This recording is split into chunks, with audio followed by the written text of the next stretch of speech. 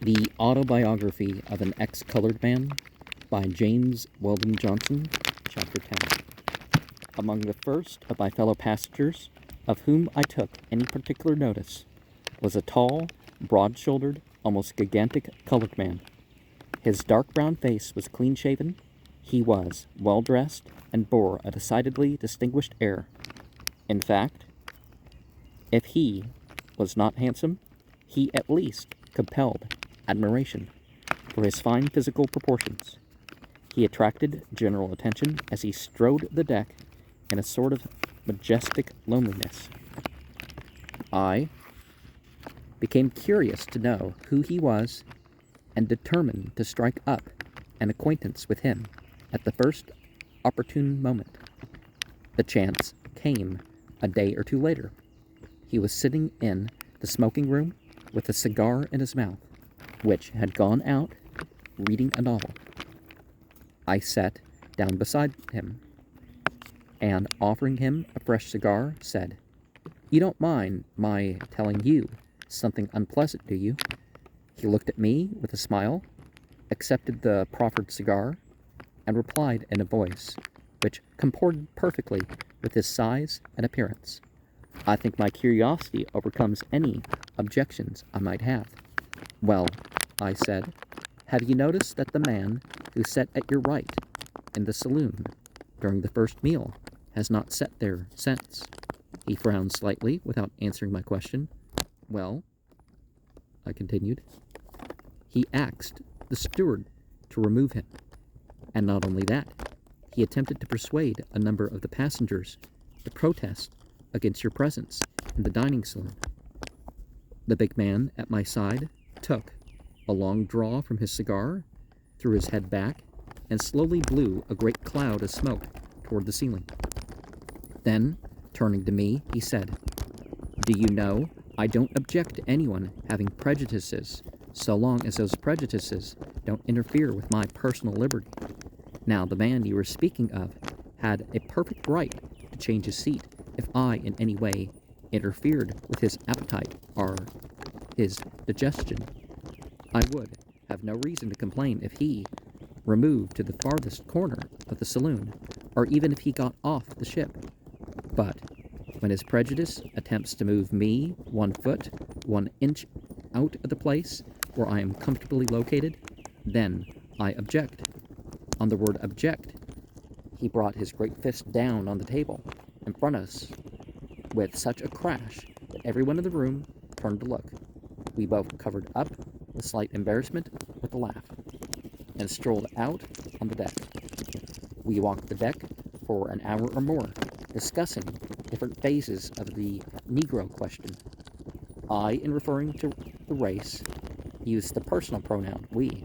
My companion made no comment about it, nor evinced any surprise, except to slightly raise his eyebrows the first time he caught the significance of the word.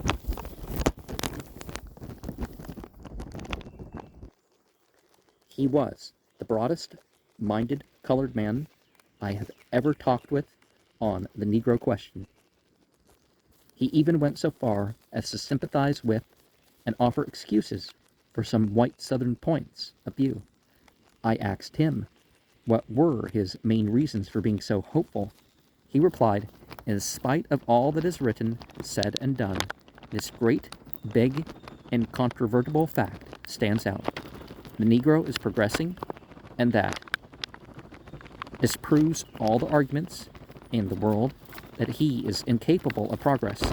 I was born in slavery, and that emancipation was set adrift in a ragged, penniless bit of humanity. I have seen the Negro in every grade, and I know what I am talking about. Our detractors point to the increase of crime as evidence against us. Certainly, we have progressed in crime as in other things. What less could be expected? And yet, in this respect, we are far from the point which has been reached by the more highly civilized white race. And until the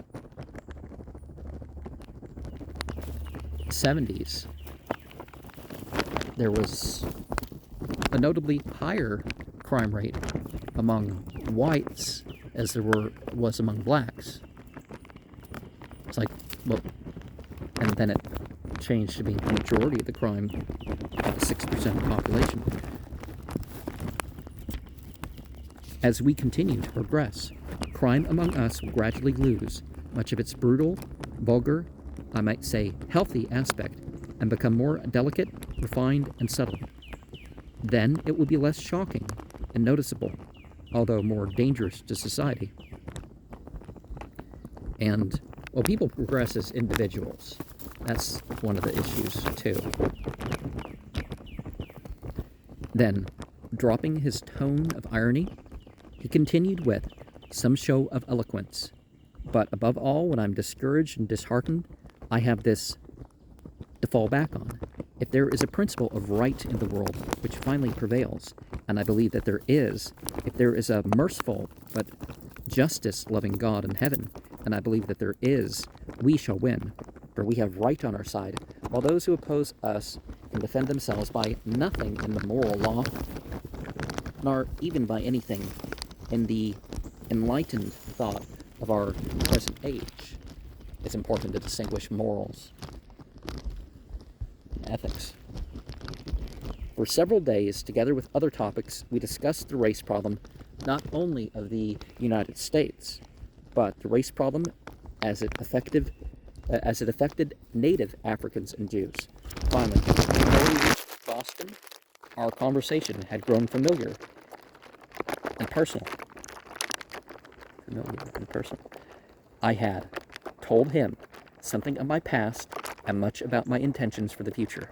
I learned that he was a physician, a graduate of Howard University, Washington, and had done postgraduate work in Philadelphia, and this was his second trip abroad to attend professional courses. He had practiced for some years in the city of Washington, and though he did not say so, I gathered that his practice was a lucrative one. Before we left the ship, he had made me promise that I would stop 2 or 3 days in Washington before going on south. We put up a hotel in Boston for a couple of days and visited several of my new friends' acquaintances. They were all people of education and culture and apparently of means. I could not but help being struck by the great difference between them and the same class of colored people in the South. In speech and thought, they were genuine Yankees. The difference was especially noticeable in their speech. There was none of that heavy-tongued enunciation which characterizes even the best educated colored people of the South. It is remarkable, after all, what an adaptable creature the Negro is. I have seen the black West India gentleman in London, and he is, in speech and manners, a perfect Englishman. I have seen natives of Haiti and Martinique in Paris, and they are more Frenchy than a Frenchman. I have no doubt that the Negro would make a good Chinaman, with exception of the pigtail. Well, some of people's hairstyles. My stay in Washington, instead of being 2 or 3 days, was 2 or 3 weeks. This was my first visit to the national capital, and I was, of course, interested in seeing the public buildings and something of the working of the government. But most of my time I spent with the doctor, among his friends and acquaintances. The social phase of my life among colored people, which I spoke of in an earlier chapter, is more developed in Washington than in any other city in the country. This is on account of the large number of individuals earning good salaries and having a reasonable amount of leisure time to be drawn from. There are dozens of physicians and lawyers, scores of school teachers, and hundreds of clerks in the departments. As to the colored department clerks, I think it fair to say that in educational equipment, they average above the white clerks of the same grade, for whereas a colored college graduate will seek such a job, the white university man goes into one of the many higher vocations which are open to him. In a previous chapter, I spoke of social life among the colored people, so there is no need to take it up again here. But there is one thing I did not mention. Among Negroes themselves, there is the particular inconsistency of a color question. Its existence is rarely admitted and hardly ever mentioned. It may not be too strong a statement to say that the greater portion of the race is unconscious of its influence. Yet, this influence, though silent, is constant. It is evidenced most plainly in marriage selection.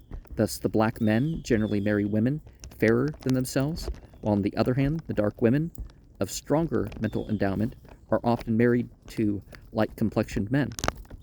The effect is a tendency towards lighter complexions, especially among the more active elements in the race. The average in America until recent years was about 24% Negro, and it's because of the immigration, it's risen to 27% Negro among the people that are called black in this country on average. Some might claim that this is a tacit admission of colored people among themselves of their own inferiority judged by the color line. I do not think so. What I have termed an inconsistency is, after all, most natural. It is, in fact, a tendency in accordance with what might be called an economic necessity. So far as racial differences go, the United States puts a greater premium on color, or better, lack of color, than upon anything else in the world. You know, because they used to divide things into what, you had Negro, Carboweger, Mulatto was half, and is it Mesties, and then Casties, and Poesties, and Testies? I think I may have mixed up the order a little bit. To paraphrase, have a white skin, and all things may be added unto you. I have seen advertisements in newspapers for waiters, bellboys, or elevator men which read, light-colored men wanted. And one of the things about that also that a person runs into is there was was it Ivory that had an ad for soap that you had a black boy go in and a white boy come out, is how it appeared to be illustrated. And of course there's wanting to forget that even existed by, you know, just like Bayer and heroin and stuff, you know. It is this tremendous pressure which the sentiment of the country exerts that is operating on the race. There is involved not only the question of higher opportunity, but often the question of earning a livelihood. And so I say it is not strange, but a natural tendency, nor is it any more a sacrifice of self-respect that a black man should give to his children every advantage he can, which complexion of the skin carries, than that the new or vulgar rich should purchase for their children the advantages which ancestry, aristocracy, and social position carry. I once heard a colored man sum it up in these words: it is no disgrace to be black, but it's often very inconvenient. Same thing with, you know, just work. It may be inconvenient, but it's, you know, nothing to be ashamed of. And one of the things that people do not realize, like Barack Obama didn't get his position because he was picked as the black candidate. He came from the families that everybody but Donald Trump as American presidents came from. I mean, he was through the same family line as the Bushes. So Barack Obama, you know, he got his position because of being those same families. And the richest people in the world for over 400 years, the top 212, the top other 20, they all come from the same family lines. Washington shows the Negro not only at his best, but also at his worst. As they drove around with the doctor, he commented rather harshly on those of the latter class which we saw. He remarked, "You see those lazy, loafing, good-for-nothing darkies. They're not worth digging graves for, yet they are the ones who create impressions of the race for the casual observer." You know, just like what I related about those couple Mexican guys. That's far more memorable than the majority of those that you encounter, you know. It is because they are always in evidence on the street corners, while the rest of us are hard at work, and a dozen loafing darkies make a bigger crowd and a worse impression in this country than 50 white men of the same class.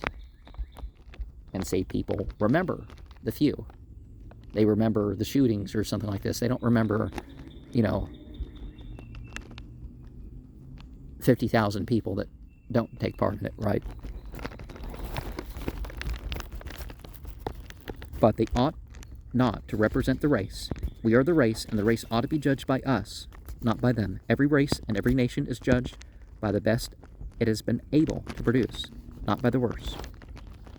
Well, the person who owned the book before me wrote, not true, and it's like, but they are, but did the majority of the people make that judgment?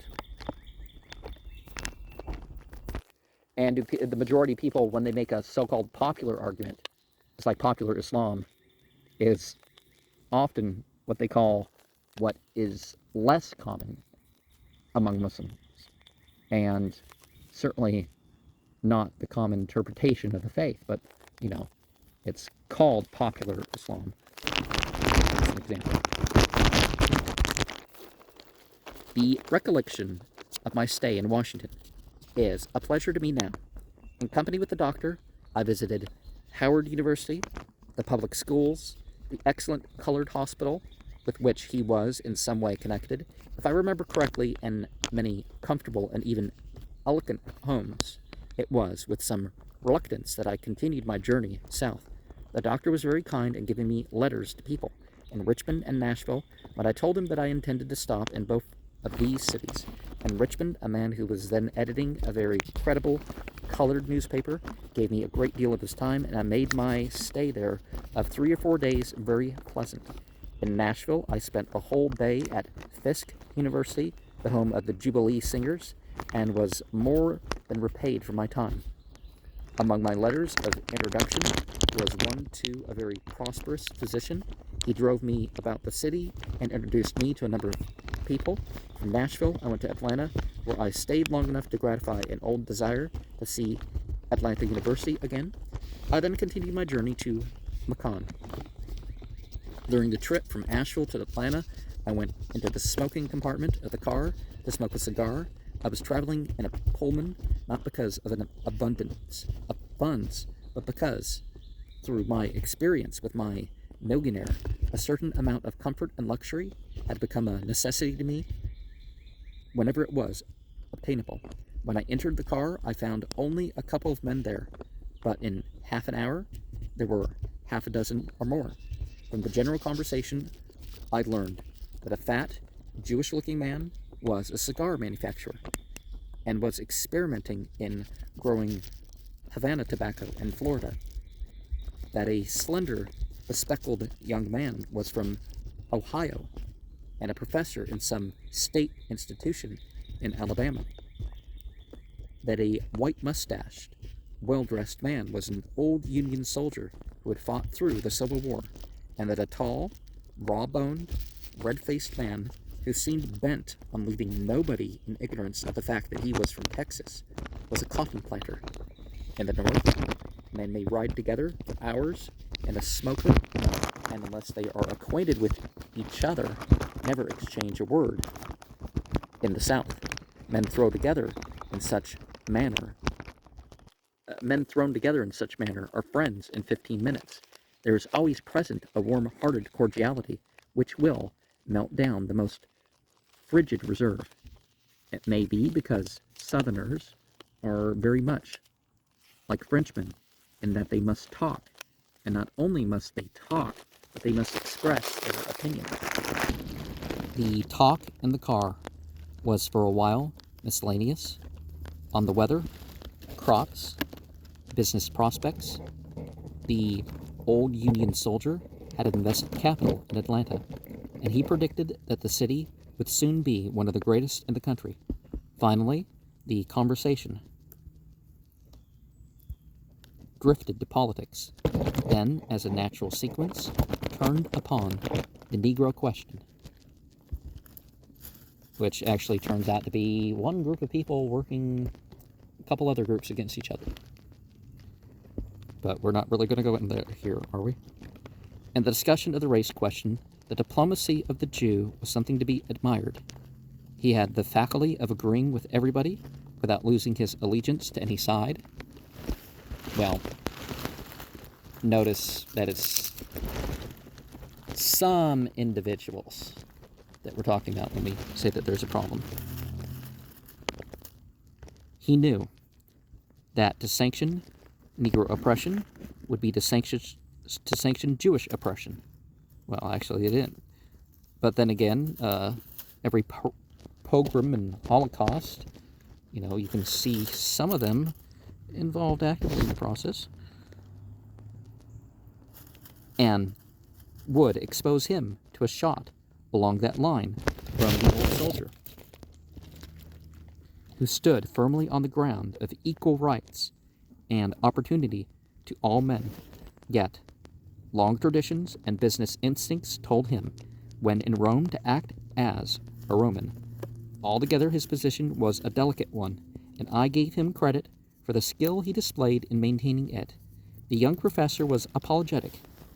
He had the same views as the GAR man, but a year in the South had opened his eyes and had to confess the problem could hardly be handled any better than it was being handled by the Southern whites, to which the GAR man responded, somewhat rudely, that he had spent 10 times as many years in the South as his young friend, and that he could easily understand how holding a position in a state institution in Alabama would bring about a change of views.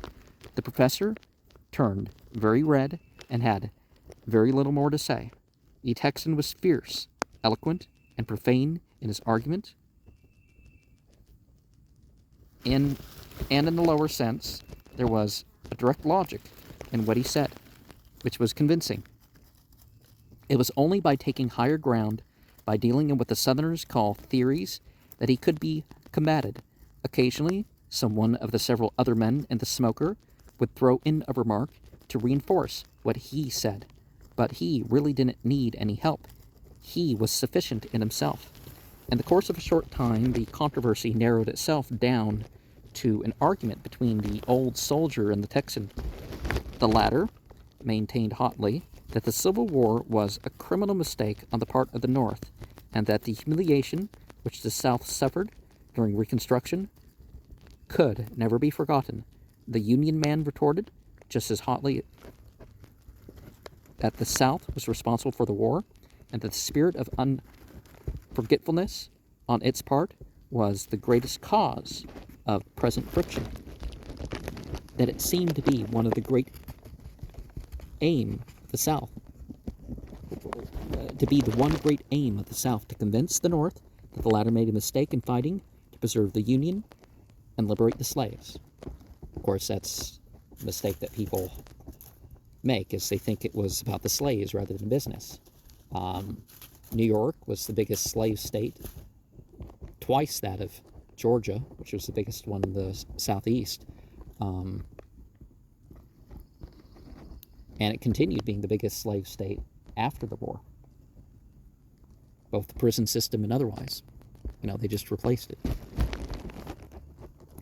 Can you imagine, he went on to say, what would have been the condition of things eventually if there had been no war and the South had been allowed to follow its course? Instead, one of great prosperous country with nothing before it but the conquests of peace, a score of petty republics, as in Central and South America, wasting their energies in war with each other, or in revolutions. Well, replied the Texan, anything, no country at all, is better than having niggers over you. And it's important not to call people that just because of the color of their skin, right? Just like if we call Barack Obama that, we're not saying that because, as just a racial thing. There's certain things that he's done and was. But anyhow, the war was fought, and the niggers were freed. And, again, were people really freed? For it is no use beating around the bush. The niggers, and not the Union, was the cause of it. Again, the whole thing was used against, and I don't, using the term, it's something to avoid in itself. I'm just presenting things how they are here.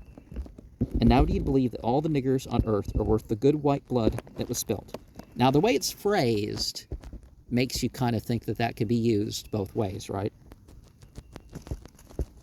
You freed the nigger, and you gave him the ballot.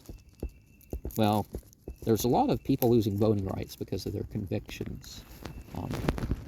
And, well, I would say that people that have been freed have served their time. So if it's something you can free someone for, if they're worthless, like, why are you freeing them, right? But again, see, I'm not advocating using the word just because of the color of someone's skin. But you couldn't make a citizen out of him. He don't know what he's voting for. And we buy him like so many hogs. You're giving them education, but that only makes slick rascals out of them. And it's not just one race. We're all being bought, right? The companies still, basically control the people just as much as they ever did, if not more. Don't fancy for a moment, said the northern man, that you have any monopoly in buying ignorant votes. The same thing is done on a larger scale in New York and Boston, and in Chicago and San Francisco. And they are not black votes either. As to education making the Negro worse, you had just as well tell me that religion does the same thing. And, by the way, how many educated colored men do you know personally? And see, that's the point. It's not what you know or your abilities, it's what you're doing with them. And, you see poor factions of different groups, and some groups do worse than others not because of skin color or anything like that, because they've been directed in a certain direction. And yes, the person who says, well, as an educator, I can do this, it's like, yeah, a lot of stuff has happened because they put it through the schools. The Texan admitted that he knew only one, and added that he was in the penitentiary. But, he said, do you mean to claim, ballot or no ballot, education or no education, that niggers are the equals of white men? And depending on how you use the word, would answer the question. But then again, it depends on the individual, whether an individual is superior morally or anything else. That's not the question, answered the other. But the Negro is so distinctly inferior, it is a strange thing to me that it takes such tremendous effort on the part of the white man to make him realize it. And we find that real African Americans have better mental health, lower crime rates, and they make more money than whites or Asians in America. So it's silly to act like it's, a race question in itself. And to keep him, by African American I mean immigrants, which are about twice as Negro as the ones born here on average, and keep him in the same place into which inferior men naturally fall. However, let us grant for sake of argument that the Negro is inferior in every respect to the white man. That fact only increases our moral responsibility in regard to our actions toward him. Inequalities of numbers, wealth, and power, even of intelligence and morals, should make no difference in the essential rights of men. So thus giving them an opportunity based on what they have. If he's inferior and weaker, and it is shoved to the wall, that's his own lookout, said the Texan. That's the law of nature, and he's bound to go to the wall, for no race in the world has ever been able to stand competition with the Anglo-Saxon. The Anglo-Saxon race has always been and always will be the masters of the world, and the niggers in the South ain't going to change all the records of history. And, we have that exaggeration. And As I've pointed out before, you have certain lines that the richest, most powerful people come from. "My friend," said the old soldier slowly, "if you have studied history, will you tell me, as confidentially between white men, what the Anglo-Saxon has ever done?" The Texan was too much astonished by the question to venture any reply. His opponent continued, "Can you name a single one of the great fundamental and original intellectual achievements which have raised man in the scale of civilization that may be Anglo-Saxon? The art of letters, of poetry, of music, of sculpture, of painting, of the drama, of architecture, the science of mathematics, of astronomy, of philosophy, of logic, of physics, of chemistry, the use of metals, and the principles of mechanics, were all invented or discovered by darker and what we now call inferior races and nations. We have carried many of these to their highest point of perfection, but the foundation was laid by others. Do you know the only original contribution to civilization we can claim is what we have done in steam and electricity and making implements of war more deadly? And there we worked largely on principles which we did not discover. Why, we didn't even originate the religion we use. We are a great race, the greatest in the world today, but we ought to remember that we are standing on a pile of past races and enjoy our position with a little less show of arrogance. We are simply having our turn at the game, and we were a long time getting to it. After all, racial supremacy is merely a matter of dates in history. The man here who belongs to what is, all in all, the greatest race the world ever produced, is almost ashamed to own it. If the Anglo-Saxon is the source of everything good and great in the human race from the beginning, why wasn't the German forest the birthplace of civilization? The Texan was somewhat disconcerted, for the argument had passed a little beyond his limits, but he swung it back to where he was, sure of his ground, by saying, "All that may be true, but it hasn't got much to do with us and the diggers here in the South." Well, again, if one side can be directed here and another side directed there, we've got them here, and we've got them to live with. And it's a question of white man or nigger. No middle ground. You want us to treat niggers as equals? Do you want to see them sitting around in our parlors? Do you want to see a mulatto South? To bring it right home to you, would you let your daughter marry a nigger? And really, the more important thing that has been taught, if you look outside such cultures, is character. Character, not skin color. And aside from that, the materialistic world looks at status. It looks at money.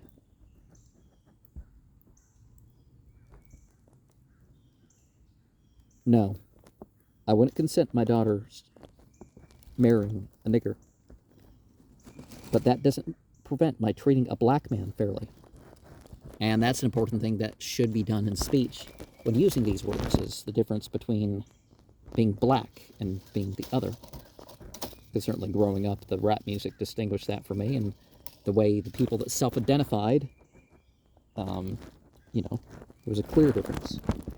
And I don't see what fair treatment has to do with niggers sitting around in your parlors. They can't come there unless they're invited. Well, like the current president's father, before it was required, he's like, just do business with people of all colors. Whether they're Jews or black or whatever, you do business with them just the same as you do with anybody else. Out of all the white men I know, only 100 or so have the privilege of sitting around in my parlor. As to the mulatto South, if you Southerners have one boast that is stronger than another, it is your women. You put them on a pinnacle of purity and virtue, and bow down in a chivalric worship before them. Yet you talk and act as though, should you treat the Negro fairly and take the anti-intermarriage laws off your statute books, these same women would rush into the arms of black lovers and husbands. It is a wonder to me that they don't rise up and resent the insult. Well, that's happened in less direct ways. "Colonel," said the Texan, as he reached into his handbag and brought out a large flask of whiskey, "you might argue from now until hell freezes over, and you might convince me that you're right, but you'll never convince me that I'm wrong. All you say sounds very good, but it's got nothing to do with facts. You could say what men ought to be, but they ain't that. So there you are. Down here in the South, we're up against facts, and we're meeting 'em like facts. We don't believe the nigger is or ever will be the equal of the white man." And in some ways was superior until, the people who were, just of a particular color were actually superior in terms of their behavior and making use of what they had outside the moral, ethical sphere.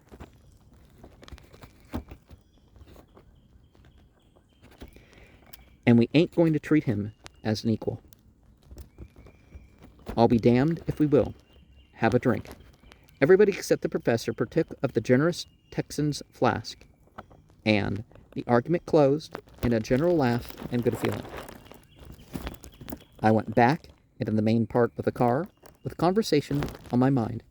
Here I had before me the bald, raw, naked aspects of the race question in the South, and in consideration of the step I was just taking, it was far from encouraging. The sentiments of the Texan, and he expressed the sentiments of the South, fell upon me like a chill. I was sick at heart. Yet I must confess that underneath it all, I felt a certain sort of admiration for the man who could not be swayed from what he held as his principles. Contrasted with him, the young Ohio professor was indeed a pitiable character, and all along, in spite of myself, I have been compelled to accord the same kind of admiration in the Southern white man for the manners in which he defends not only his virtues, but his vices. He knows that judged by a high standard, he is narrow and prejudiced, that he is guilty of unfairness, oppression, and cruelty, but this he defends as stoutly as he would his better qualities.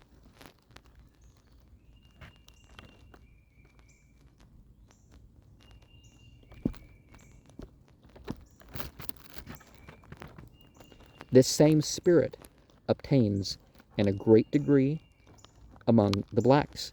They, too, defend their faults and failings.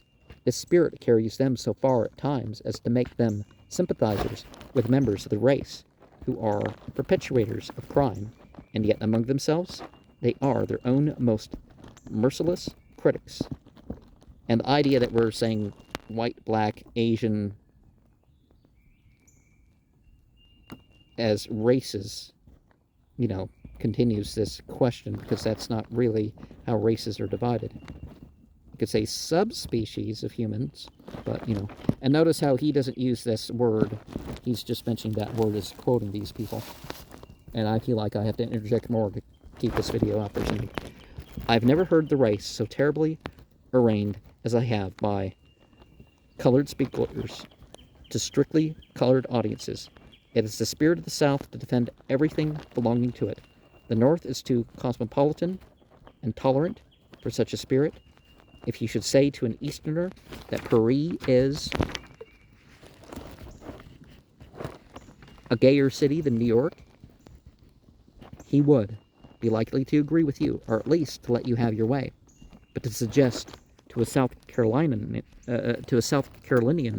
that Boston is a nicer city to live in than Charleston would be to stir his greatest depths of argument and eloquence.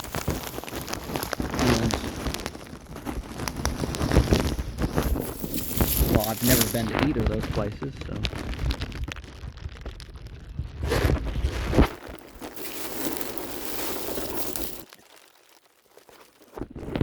But today, as I think over that smoking car argument, I can see it in a different light. The Texans' position does not render things so hopeless, for it indicates that the main difficulty of the race question does not lie so much in the actual condition of the blacks as it does in the mental attitude of the whites, and a mental attitude, especially one not based on truth, can be changed more easily than actual conditions. That is to say, the burden of the question is not that the whites are struggling to save 10 million despondent and moribund people from sinking into a hopeless slough of ignorance, poverty, and barbarity in their very midst, but that they are unwilling to open certain doors of opportunity and to accord certain treatment to 10 million aspiring, education, and property-acquiring people. In a word, the difficulty of the problem is not so much due to the facts presented as to the hypothesis assumed for its solution. In this, it is similar to the problem of the solar system. By the use of zigzags instead of straight lines, the Earth can be proven to be the center of things celestial, but by an operation so simple that it can be comprehended by a schoolboy. Its position can be verified among the other worlds which revolve about the sun, and its movements harmonized with the laws of the universe. So, when the white race assumes as a hypothesis that it is the main object of creation and that all things else are merely subsidiary to its well-being, sophism, subterfuge, perversion of consciousness, arrogance, injustice, oppression, cruelty, sacrifice of human blood, because war is really the new form of that, right? All are required to maintain the position, and its dealings with other races become indeed a problem which, if based on a hypothesis of common humanity, could be solved by the simple rules of justice. When I reached Macon, I decided to leave my trunk and all my surplus belongings, to pack my bag, and strike out into the interior. This I did, and by train, by mule and ox cart, I traveled through many counties. This was my first real experience among rural colored people, and all that I saw was interesting to me, but there was a great deal which does not require description at my hands, for log cabins and plantations and dialect-speaking darkies are perhaps better known in American literature than any other single picture of our national life.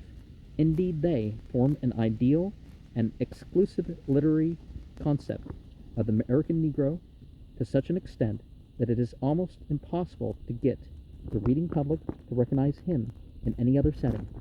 But I shall endeavor to avoid giving the reader any already overworked and economic descriptions. This generally accepted literary ideal of the American Negro constitutes what is really an obstacle in the way of the thoughtful and progressive element of the race. His character has been established as a happy-go-lucky, laughing, shuffling, banjo-picking being, and the reading public has not yet been prevailed upon to take him seriously. His efforts to alleviate himself socially are looked upon as a sort of absurd caricature of white civilization, a novel dealing with colored people who lived in respectable homes and amidst a fair degree of culture, and who naturally acted just like white folks. Would it be taken in a comic opera sense? Well, no, not really. Because until the Black Lives Matter movement, for decades, it was pretty much the only time you brought up people's color was the physical description, not any other reason. So there wasn't a separate culture just because of skin color. And essentially, there still isn't. In this respect, the Negro is much in the position of a great comedian who gives up the lighter roles to play in tragedy. No matter how well he may portray the deeper passions, the public is loath to give him up in his old character. They even conspire to make him a failure in serious work in order to force him back into comedy. In the same respect, the public is not too much to be blamed, for great comedians are far more scarce than mediocre tragedians. Every amateur actor is a tragedian. However, this very fact constitutes the opportunity of the future Negro novelist and poet to give the country something new and unknown in depicting the life, the ambitions, the struggles, and the passions of those of their race who are striving to break the narrow limits of traditions. A beginning has already been made in that remarkable book by Dr. Du Bois, The Souls of Black Folk. Much, too, that I saw while on this trip, in spite of my enthusiasm, was disheartening. Often I thought of what my millionaire had said to me, and wished myself back in Europe. The houses in which I had to stay were generally uncomfortable, sometimes worse. I often had to sleep in a division or compartment with several other people. Once or twice, I was not so fortunate as to find divisions. Everybody slept on pallets, on the floor. Frequently, I was able to lie down and contemplate the stars which were in their zenith. The food was at times so distasteful and poorly cooked that I could not eat it. I remember that once I lived for a week or more on buttermilk on account of not being able to stomach the fat bacon, the rank turnip tops, and the heavy, damp mixture of meal, salt and water, which was called cornbread. It was only my ambition to do the work which I'd planned that kept me steadfast to my purpose. Occasionally I would meet with some signs of progress and uplift in even one of these backwood settlements, houses built of boards with windows and divided into rooms, decent food, and a fair standard of living. This condition was due to the fact that there was, in the community, some exceptionally capable Negro farmer whose thrift served as an example. As I went about among these dull, simple people, the great majority of them hard-working, in their relations with the whites, submissive, faithful, and often affectionate, negatively content with their lot, and contrasted them with those of the race who had been quickened by the forces of thought. I could not but appreciate the logic of the position held by those Southern leaders who have been bold enough to proclaim against the education of the Negro. They are consistent in their public speech with Southern sentiment and desires. Those public men of the South who have not been daring or heedless enough to defy the ideals of 20th century civilization and of modern humanitarianism and philanthropy find themselves in the embarrassing situation of preaching one thing and praying for another. They are in the position of the fashionable woman who is compelled by the laws of polite society to say to her dearest enemy, "How happy I am to see you." And yet, in this respect, how perplexing is the Southern character. For in opposition to the above, it may be said that the claim of the Southern whites that they love the Negro better than the Northern whites do is, in a manner, true. Northern white people love the Negro in a sort of abstract way as a race, through a sense of justice, charity, and philanthropy. They will liberally assist in his elevation. Well, yet after the Civil War, more than everything the Klan did against the blacks was done by the Northern white man. So it just depends on what portion of things you're looking at. Oh, some philanthropists leading the equal rights movement, isn't exactly the whole picture. A number of them have heroically spent their lives in this effort, and just here I wish to say that when the colored people reach the monument building stage, they should not forget the men and women who went south after the war and founded schools for them. Yet, generally speaking, they have no particular liking for individuals of the race. Southern white people despise the Negro as a race and will do nothing to aid in its elevation as such. But for certain individuals, they have a strong affection and are helpful to them in many ways. With these individual members of the race, they live on terms of the greatest intimacy. They entrust to them their children, their family treasures, and their family secrets. In trouble, they often go to them for comfort and counsel. In sickness, they often rely upon their care. This affectionate relation between the Southern whites and those blacks who come in close touch with them has not been overdrawn, even in fiction. This perplexity of Southern character extends even to the mixture of the races, that is spoken of as though it were dreaded worse than smallpox, leprosy, or the plague. Well, I was raised in a church that numbers kind of stress some of that sentiment. Like they had a priesthood, and there was only like 3 people that were members of that priesthood in over 100 years.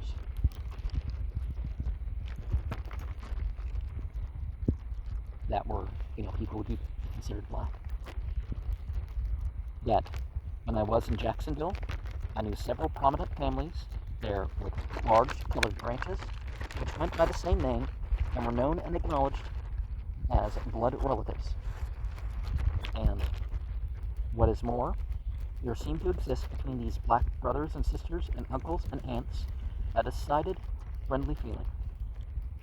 I said, above that, Southern whites, as a race, I know the South claims that it has spent millions for the education of the blacks, and that it has, of its own free will, shouldered this awful burden. It seems to be forgetful of the fact that these millions have been taken from the public tax funds for education, and that the law of political economy, which recognizes the landowner as the one who really pays the taxes, is not tenable.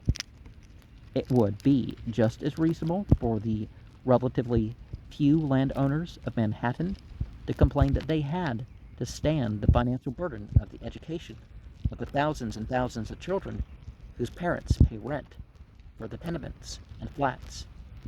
Let the millions of producing and consuming Negroes be taken out of the South, and it would be quickly seen how much less of public funds there would be to appropriate for education or any other purpose. Now, the artificial mixing ended up being a problem. They used money, decades later than this, to move people back and forth rather than evening out the education, bettering the education itself, which would have, obviously been done better than the busing and all that. The areas that some areas didn't buy textbooks because they were doing the busing to get people to mix. And thus traveling about through the country, I was sometimes amused on arriving at some little railroad station town to be taken for and treated as a white man. And 6 hours later, when it was learned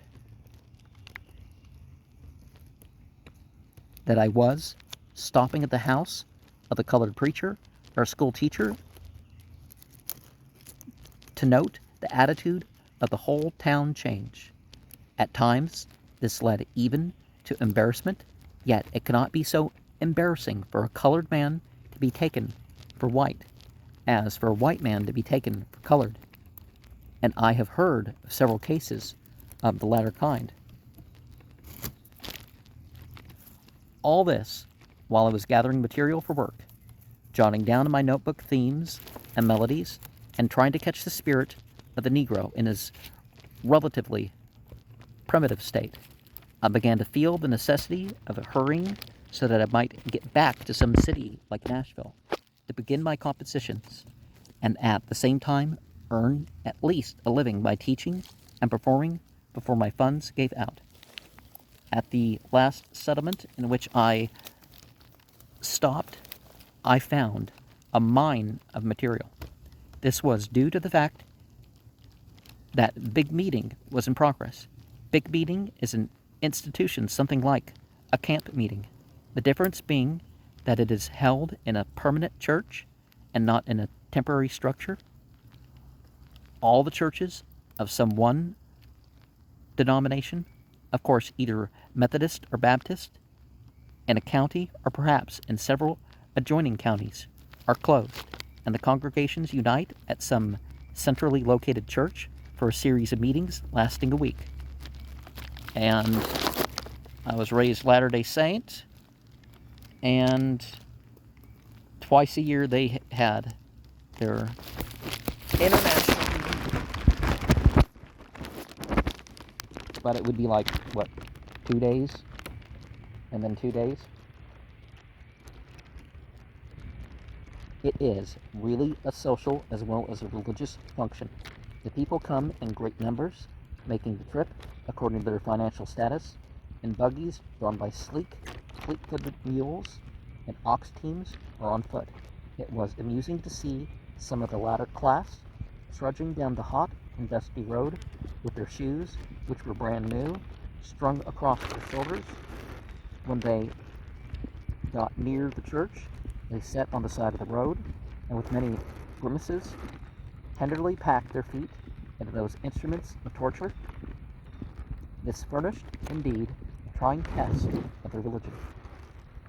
The famous preachers come from far and near, and take turns in warning sinners of the day of wrath. Food in the form of those two southern luxuries, fried chicken and roast pork, is plentiful, and no one need go hungry. On the opening Sunday, the women are immaculate in starch, stiff, white dresses adorned with ribbons, either red or blue. Even a great many of the men wore streamers of vari-colored ribbons in the buttonholes of their coats. A few of them carefully cultivate a forelock of hair by wrapping it in twine, and on such festive occasions decorate it with a narrow ribbon streamer. Big meetings afford a fine opportunity to the younger people to meet each other dressed in their Sunday clothes and a much rustic courting, which is as enjoyable as any other kind, is indulged in. This big meeting, which I was lucky enough to catch, was particularly well attended. The extra large attendance was due principally to two attractions: a man by the name of John Brown, who was renowned as the most powerful preacher for miles around, and a wonderful leader of singing, who was known as Singing Johnson. These two men were a study and a revelation to me. They caused me to reflect upon how great an influence their types have been in the development of the Negro in America. Both these types are now looked upon generally with condescension or contempt by the progressive element among the colored people, but it should never be forgotten that it was they who led the race from paganism and kept it steadfast to Christianity through all the long, dark years of slavery. Now, calling it paganism is not right. The word pagan comes from, they divided the land into word plots. And land not just being possession, but something that you do your work on, that you enhance by gardening your salary or whatever. This is not an idea limited to any type of religion, although I suppose some religions might forbid it. Or something, right? John Brown was a jet black man of medium size, with a strikingly intelligent head and face, and a voice like an organ peal. He preached each night after several lesser lights successively held the pulpit during an hour or so. As far as subject matter is concerned, all the sermons were alike. Each began with the fall of man, ran through various trials and tribulations of the Hebrew children, on to the redemption by Christ, and ended with a fervid picture of the judgment day and the fate of the damned. But John Brown possessed magnetism and an imagination so free and daring that he was able to carry through what the other preachers would not attempt. He knew all the arts and tricks of oratory, the modulation of the voice to almost a whisper, the pause for effect, the rise through light, rapid-fire sentences to the terrific, thundering outburst of an electrifying climax. In addition, he had the intuition of a born theatrical manager. Night after night, this man held me fascinated. He convinced me that, after all, eloquence consisted more in the manner of saying than in what is said. It is largely a matter of tone pictures. The most striking example of John Brown's magnetism and imagination was his Heavenly March. I shall never forget how it impressed me when I heard it. He opened his sermon in the usual way, then, proclaiming to his listeners that he was going to take them on the Heavenly March, he seized the Bible under his arm and began to pace up and down the pulpit platform. The congregation immediately began with their feet a tramp, tramp, tramp, in time with the preacher's march in the pulpit, all the while singing in an undertone a hymn about marching design. Suddenly, he cried, "Halt!" Every foot stopped with the precision of a company of well-drilled soldiers, and the singing ceased. The morning star had been reached, which is a phrase for Lucifer, right? The Catholics still use the phrase Lucifer of Lucifers, referred to Jesus in the Christ Mass. Here the preacher described the beauties of that celestial body. Then the march, the tramp, tramp, tramp, and the singing was again taken up. Another halt, and they reached the evening star, and so on, past the sun and the moon. The intensity of religious emotion, all the time increasing, along the Milky Way, on up to the gates of heaven.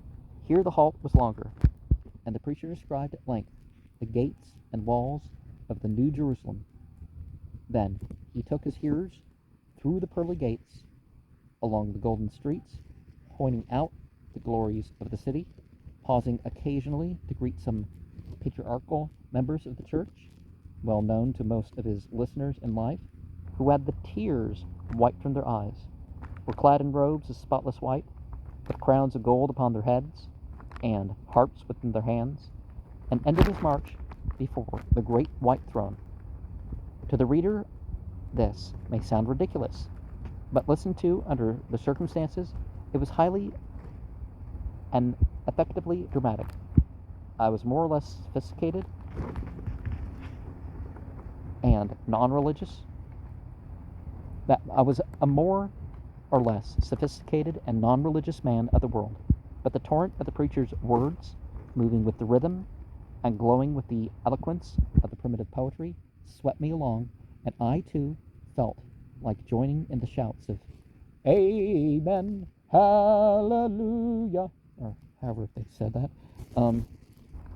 John Brown's powers in describing the delights of heaven were no greater than those in depicting the horrors of hell.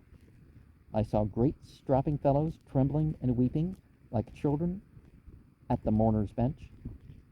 His warnings to sinners were truly terrible. I shall never forget one expression that he used, which for originality and aptness could not be excelled. In my opinion, it is more graphic, and for us, far more expressive than St. Paul's. It is hard to kick against the pricks. He struck the attitude of a pugilist and thundered out, "Young man, your arm's too short to box with God." As interesting as John Brown was to me, the other man singing Johnson was more so. He was a small, dark brown, one-eyed man, with a clear, strong, high-pitched voice, a leader of singing, a maker of songs, a man who could improvise at the moment lines to fit the occasion. Not so striking a figure as John Brown, but at big meetings, equally important. It is indispensable to the success of the singing when the congregation is a large one made up of people from different communities, to have someone with a strong voice who knows just what hymn to sing and when to sing it, who can pitch it in the right key, and who has all the leading lines committed to memory. Sometimes it devolves upon the leader to sing down a long-winded or uninteresting speaker, committing to memory the leading lines of all the Negro spiritual songs is no easy task, for they run up into the hundreds. But the accomplished leader must know them all, because the congregation sings only the refrains and repeats.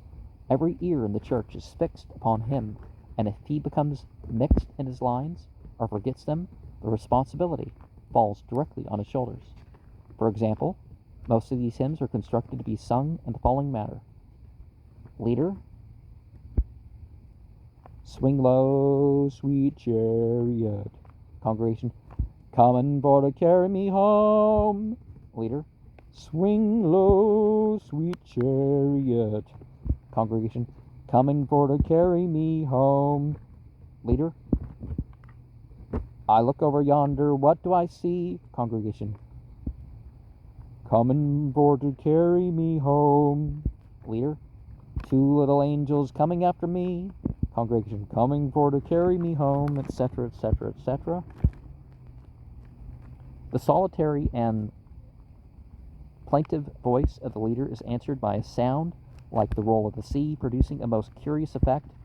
In only a few of these songs do the leader and the congregation start off together. Such a song is the well-known Steal Away to Jesus. The leader and the congregation begin, steal away, steal away, steal away to Jesus, steal away home. I ain't got long to stay here. Led Zeppelin changed that one a little bit, didn't they? Then, the leader alone, my Lord, he calls me by the thunder, the trumpet sounds within my soul, within my soul, okay, I don't know the tone of that, then all together, I ain't got long to stay here. The leader of the congregation again takes up the opening refrain, then the leader sings three more leading lines alone, and so on, almost ad infinitum. It will be seen that even here, most of the work falls upon the leader, for the congregation sings the same lines over and over, while his memory and ingenuity are taxed to keep the songs going.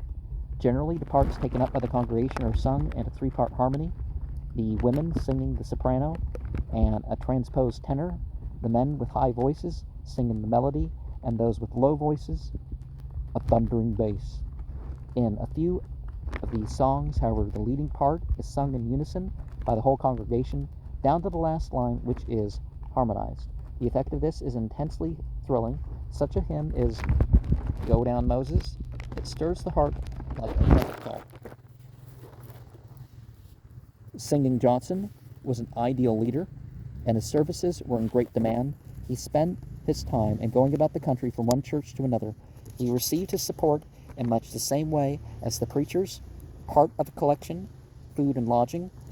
All of his leisure time he devoted to originating new words and melodies and new lines for old songs.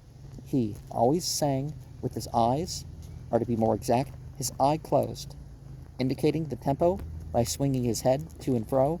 He was a great judge of the proper hymn to sing at a particular moment, and I noticed several times when the preacher reached a certain climax or expressed a certain sentiment that Johnson broke in with a line or two of some appropriate hymn. The speaker understood and would pause until the singing ceased. As I listened to the singing of these songs, the wonder of their production grew upon me more and more. How did the men who originated them managed to do it. The sentiments are easily accounted for. They are mostly taken from the Bible, but the melodies, where do they come from? Some of them so weirdly sweet, and others so wonderfully strong. Take, for instance, Go Down Moses. I doubt that there is a stronger theme in the whole musical literature of the world, and so many of these songs contain more than mere melody. There is sounded in them that exclusive undertone, the note in music which is not heard with ears. I sat often with the tears rolling down my cheeks, and my heart melted within me. And a musical person who has never heard a Negro congregation under the spell of religious fervor sing these old songs has missed one of the most thrilling emotions which the human heart may experience. Anyone who can listen to Negroes sing, "Nobody knows the trouble I see, nobody knows but Jesus," without shedding tears, must indeed have a heart of stone, or must just not agree with the theology. As yet, the Negroes themselves do not fully appreciate these old slave songs. The educated classes are rather ashamed of them, and prefer to sing hymns from books. This feeling is natural. They are still too close to the conditions under which the songs were produced, but the day will come when this slave music will be the most treasured heritage of the American Negro. At the close of the big meeting, I left the settlement where it was being held, full of enthusiasm. I was in that frame of mind which, in the artistic temperament, amounts to inspiration. I was now ready and anxious to get to some place where I might settle down to work and give expression to the ideas which were teeming in my head. But I strayed into another deviation from my path of life, as I had it marked out, which led me into an entirely different road. Instead of going to the nearest and most convenient railroad station, I accepted the invitation of a young man who had been present the closing Sunday at the meeting to drive with him some miles farther to the town in which he taught school, and there take the train. My conversation with this young man as we drove along through the country was extremely interesting. He had been a student in one of the Negro colleges, strange coincidence, in the very college, as I learned through him, in which Shiny was now a professor. I was, of course, curious to hear about my boyhood friend, and had it not been vacation time, and that I was not sure that I would find him, I should have gone out of my way to pay him a visit, but I determined to write to him as soon as the school opened.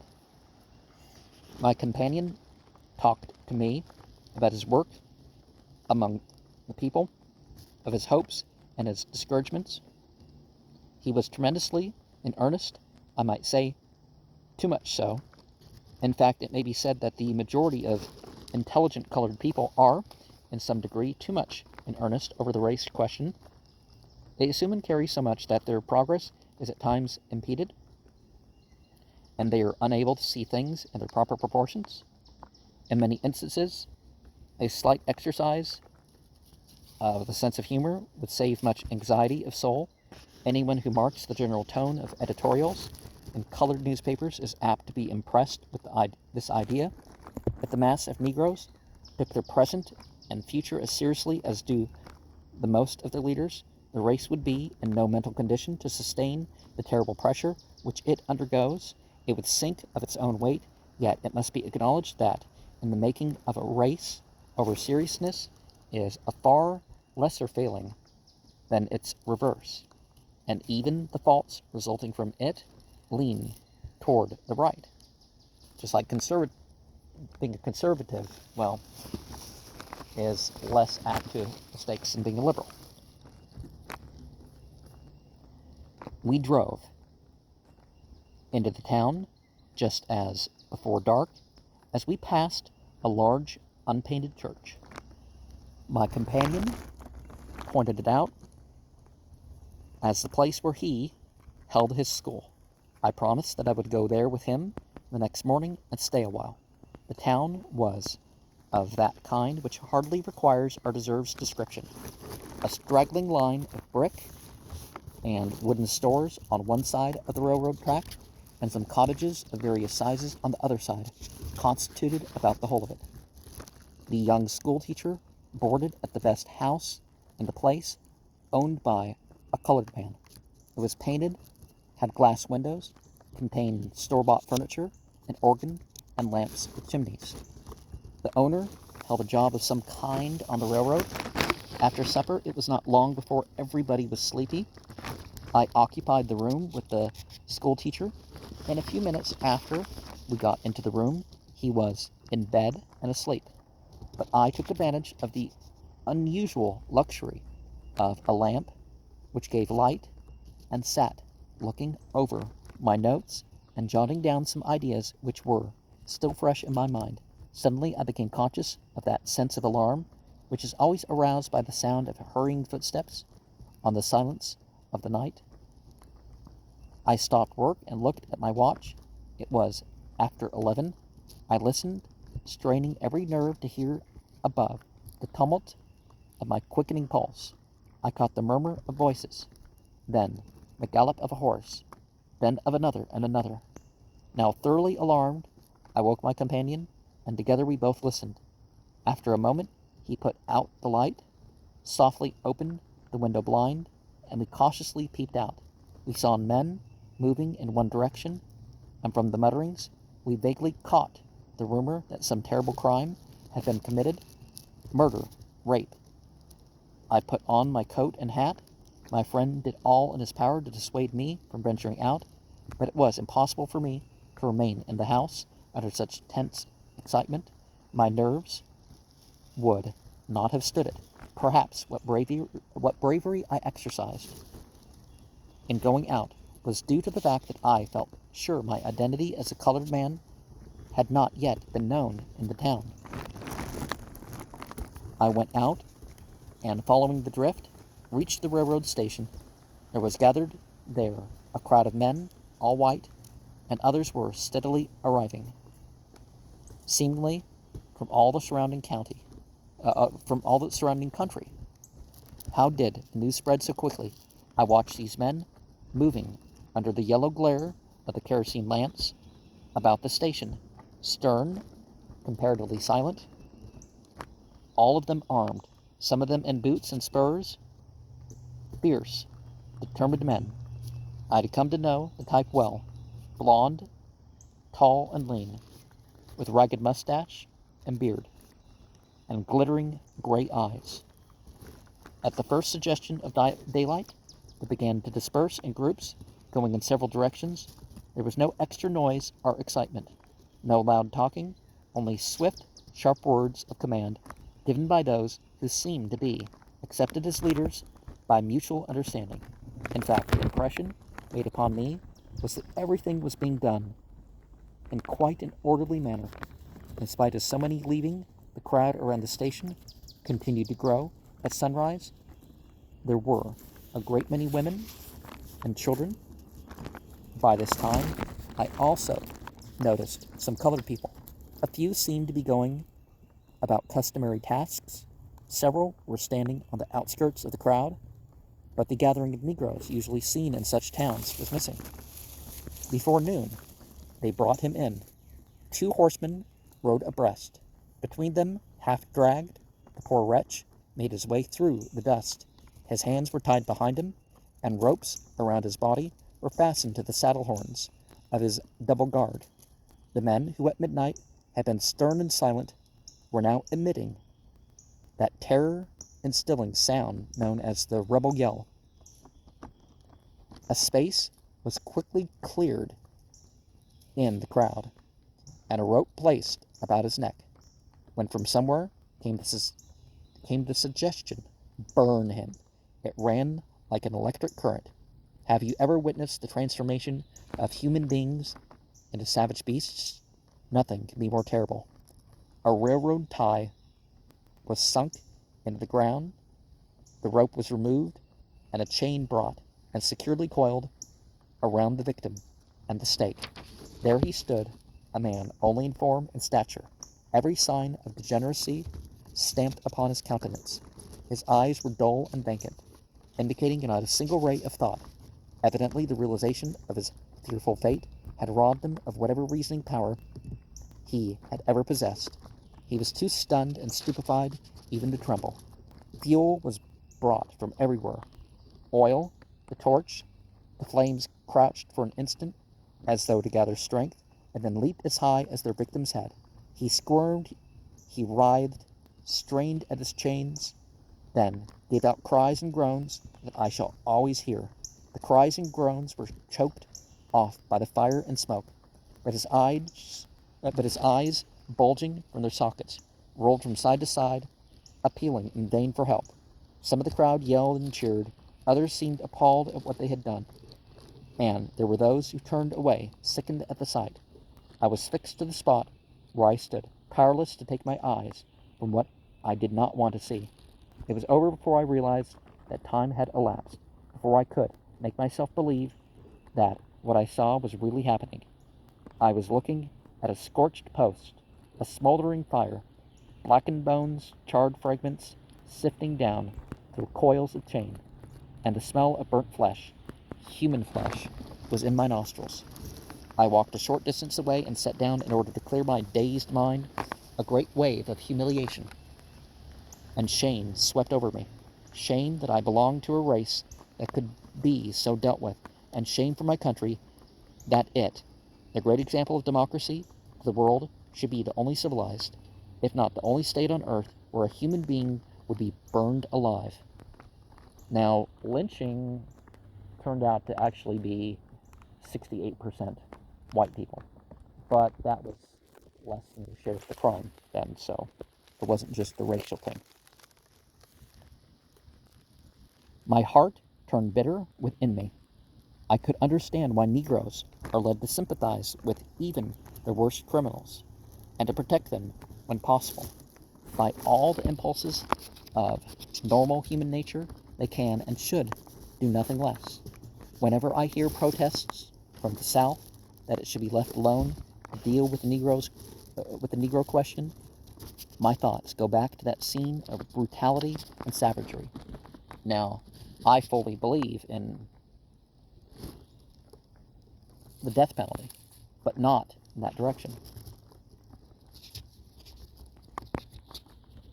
I do not see how a people that can find its conscience any excuse whatever for slowly burning to death a human being, or to tolerate such an act, can be entrusted with the salvation of a race.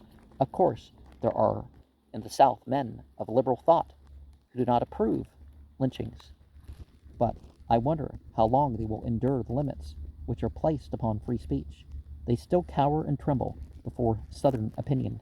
Even so late as the recent Atlanta riot, those men who were brave enough to speak a word in behalf of justice and humanity felt called upon, by way of apology, to preface what they said with a glowing, rhetorical tribute to the Anglo-Saxon's superiority, and to refer to the great and impassable gulf between the races fixed by the Creator at the foundation of the world.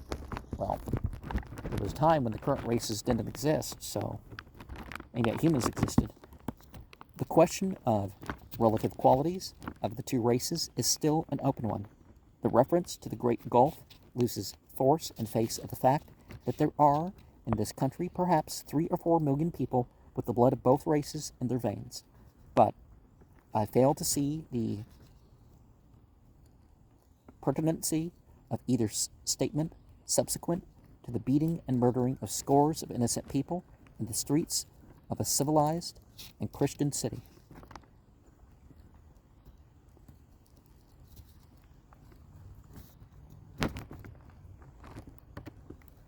And people still die in riots.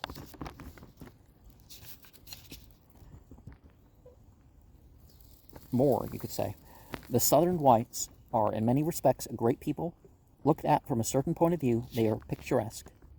If one will put himself in a romantic frame of mind, he can admire their notions of chivalry and bravery and justice. In the same frame of mind, an intelligent man can go to the theater and applaud the impossible hero who, with his single sword, slays everybody in the play except the equally impossible heroine. So can an ordinary, peace-loving citizen sit by a comfortable fire and read with enjoyment of the bloody deeds of pirates and the fierce brutality of Vikings. This is the way in which we gratify the old underlying animal instincts and passions, but we should shudder with horror at the mere idea of such practices being realities in this day of enlightened and humanitarianized thought. Now, doesn't it become more common in these days, though? The Southern whites are not yet living quite in the present age. Many of their general ideas hark back to a former century, some of them to the Dark Ages. In the light of other days, they are sometimes magnificent. Today, they are often ludicrous and cruel. How long I sat with bitter thoughts running through my mind, I do not know, perhaps an hour or more. When I decided to get up and go back to the house, I found that I could hardly stand on my feet. I was as weak as a man who had lost blood. However, I dragged myself along with the central idea of a general plan well fixed in my mind. I did not find my schoolteacher friend at home, so did not see him again. I swallowed a few mouthfuls of food, packed my bag, and caught the afternoon train. When I reached Macon, I stopped, only long enough to get the main part of my luggage, and to buy a ticket for New York. All along the journey I was occupied in debating with myself the step which I had decided to take. I argued that to forsake one's race, to better one's condition, was no less worthy an action than to forsake one's country for the same purpose.